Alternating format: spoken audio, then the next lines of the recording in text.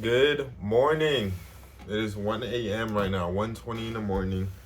Um, should you work in Japan? No introduction. So, okay, let's do an introduction right now. Nguyen Camille here, back again with another banger video. Right now, we're going to be talking about should you work in Japan? Boom, intro. There was a comment that kind of spewed this idea in my head. Some homie, no, not even a homie. It was just like a pure hate comment. It was like, this generation, you fuckers don't want to work. You fucking idiots. You bombs. You lazy little shit. You good social activities, food, housing. You're so privileged, bitch. Excuse me. Excuse me. I don't even remember. I just seen it in one of my videos. I don't even know exactly what I said, but bruh, it just got me reflecting on like, should I work in Japan? You know, a lot of people, a lot of people on YouTube might want to work in Japan. A lot of you guys are at that point in your life, where you might want to make that transitional step towards Japan. You know what I mean? When I made my transition to Japan, it was definitely something that took a lot of consideration. And in the financial element, especially when you're a working adult, that's something that is like very important. I made this I recorded a whole 17-minute video like not too long ago, like a couple of hours ago, and like I was straight shitting on the person that was like leaving the comment, and I was just like, I don't like the vibe of this video, so I didn't post it. But the main thing that I wanted to get across was like, Japan just doesn't pay you that much money. It doesn't matter. Like, unless you're going to like a very, very aggressively needed field, which is like tech and IT. Like, if you're a computer engineer, like I've heard really good stuff, like work wise.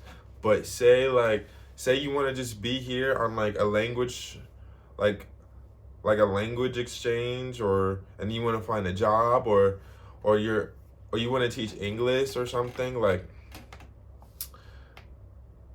you are not getting the most competitive salary unless you are in tech. I'm pretty sure. Like, even in tech, like you could be comfortable, but you're not gonna be Fortune 500 tech money. You know what I mean? You're not gonna be Silicon Valley tech money, and that's one of the things that people need to understand. And I seen this in other YouTube videos and like other places online that talk about like your financial viability as a worker in Japan.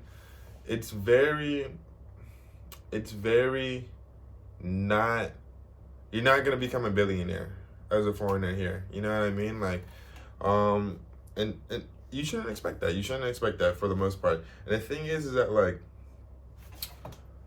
I don't want to work right now, especially is because like my earning capabilities is almost non-existent. If you're 22, a college student, someone in my position, no college degree, no work experience under your belt, like very little work experience under your belt, it's very, very hard to leverage yourself to have anything beyond just like a convenience store worker, maybe an ice cream scooper, or maybe an English teacher, because you speak English, probably, right? You're listening to me talking English, so you probably speak English. So those are your options. You could work at the local 7-Eleven across the street from your house and barely pay rent. You could work as a Eikaiwa teacher, like an English teacher, still barely get by. At least that's what I'm hearing. I'm not an English teacher, but that's what the English teachers be saying. They barely get by. And it's just like, unless you have like a very good college degree, it's hard to get work. You know what I mean? And then on top of that, you guys probably understand like Japanese work culture. It's Japanese work culture. That shit lit. It's like, it's not lit, bro. Like, when you think of Japanese work culture, it's like a lot of Asian work culture, but Japan has become very famous for it. For like it's I th- I think it's like eight. I know in China they have a thing called 886, and I'm pretty sure Japan has a similar thing, but they would probably just call it something else. Something else. I don't know what it's called, but it's 886 in China, and they say 8 to 8 for 6 days a week. Japan has probably similar hours, probably 8 to 8, 6 days a week. Never see your family type of work. Um, and that's like if you're a kaishain or like a middle management or just a regular office worker. You know what I mean? So you have. So look at me. You're a kaishain working in middle management, and then you have to like do the whole like superiority thing, like, oh, so you know what I'm saying? So you know what I'm saying? Bye. And then you're dick riding your boss and shit, and like you're not getting paid that much to do all of it, and then or you could work at the conveni, and then the conveni people seem to be chilling, bro. Like sometimes I see them gossiping and stuff, but like even still, like you guys could probably think about the financial possibilities and career development possibilities within the conveni section. Is I don't have to explain how limited it is, but that's one thing. And then like everyone says do not get stuck in the English teaching business. Like if a lot of people do come here to Japan for English teaching, and like that's a cool way to spend your youth or just like get out the country. It's a gateway. The same way that I'm not gonna be a college student forever. The way that I'm using college, you should use the same way for English teaching. Like you should just use it as like a stepping stone in your career. The same way that most college students are not college students for 40 years, you should not be an English teacher for 40 years.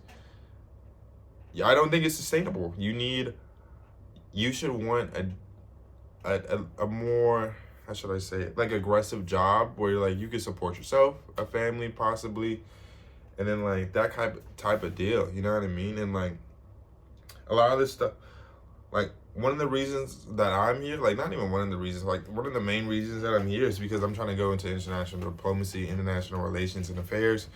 And so just living here in Japan is kind of just like what I kind of need if I want to go work in like U.S. And like just the general State Department, you know what I mean? Work on national security for the U.S. and like understand other countries. You guys know me for speaking about Japan. I also speak Chinese though, so 你好，朋友们，所以我们可以说中文，但是我忘了太多的事情。Like I could speak Chinese, I could speak English, and then the longer I'm here, like I could speak Japanese too. So like, I'm just trying to build myself as someone that is well versed in these different cultures and languages, and so, that's why I'm here, and I love being here. But again, I'm not really here for like a vacation or doing anything. This is like purely a stepping stone where I'm having a lot of fun, but like it's still very, very important for me to get somewhere. And like if you come here, you could enjoy what you want to enjoy in Japan, but like work wise, you gotta be a little bit more tactical about it because it is not as financially rich and viable. And the last thing you want to do is get financially locked out of your home country. Like, and I heard about this on Reddit, but I don't hear about it too often. But like financially locked out of your home country is just meaning like you can only basically afford to live in the country that you visited or not visited, but like made a new home in. So like I know in the Philippines and other Southeast Asian countries, some people have made conversations where like, oh, like I can't, like I earn their money and I could afford the lifestyle in this country, earning their money. But if I were to earn this money back home, I wouldn't even be able to pay for my rent or my food or anything like that. And that's like mentally locking you in a country, you know, that you could afford. And so you want to have aspirations to not be in that position. And again, my friend was telling me today that it's like you should be ambitious and like try to go through as many doors as you possibly can, and then always put yourself in the position where like whatever door is like up there for you, you're aiming towards that. And I like how you said this. I like how you said this. Um, I don't know. I don't know. I remember exactly how he said it, but it was similar along the lines. Aim for the stars, land on the moon. Like strive for an A, and then adjust. Strive for the best thing, and then adjust. Like that's how you should see your work. You know what I mean? And that's how you should see your career. And like, there's a lot of ways for people to like 100% get into Japan for like quite accessibly, but then you got to see what you do with your experiences here in Japan. Are you gonna be here working at a konbini, at a burger joint, an ice cream shop, an English teaching career? You could potentially teach English and then move into like university spaces all around the world that studied like English teaching or Japanese language. Some people I know have done that, and it's like allowed them to progress from like just like middle school, high school, elementary school level to like the collegiate academic spaces, or other people that have spent time here in Japan to Japan diplomacy spaces. You know what I mean? So like there's something that you have to like play around with, and then like be exposed to other people that are doing that stuff. And like a lot of the times, like when I think about my career and the potentiality of it, it's like usually in the exposure of like people that are around me doing other great stuff. You know what I mean? And then you just gotta learn how to be hungry, learn how to ask those questions, and next thing you know, like your situation is changing. You know, you don't have to settle for, you don't have to only choose the things that you did not want, but you get to choose the things that you want aggressively hard, especially in your work. You could do that. You could do that. So you want to be X, who do you have to be X? What do you have to do to be X? Like there's a lot of criteria, and a lot of times you just gotta execute, you know what I mean? And so, but you don't know what you want to execute until you start dreaming big, you know what I mean? So 100% you should come to Japan, but make sure you come here to work, like for real work, like, and then your work. And a lot of the times, but I was thinking about this too, bro. Like, why do I enjoy having these conversations about work? It's because work is probably like the second thing I dedicate most, like priority wise. Like, first is my family, and then second is my work. That's how I contribute to society. Like, first is my family, second is my work. Like, I think about my family a lot, and I think about my work a lot, which is like good. I think about them in a good ratio, and I have them good on my priority list. So, you know, and it's important to think about these things, guys. So thanks for watching the video. Thanks for watching up until this point. In this last singular day, bro, we gained I'm pretty sure we gained 30 subscribers. And it's like crazy to think, like yesterday I was at like 290 something, and now I'm at 327.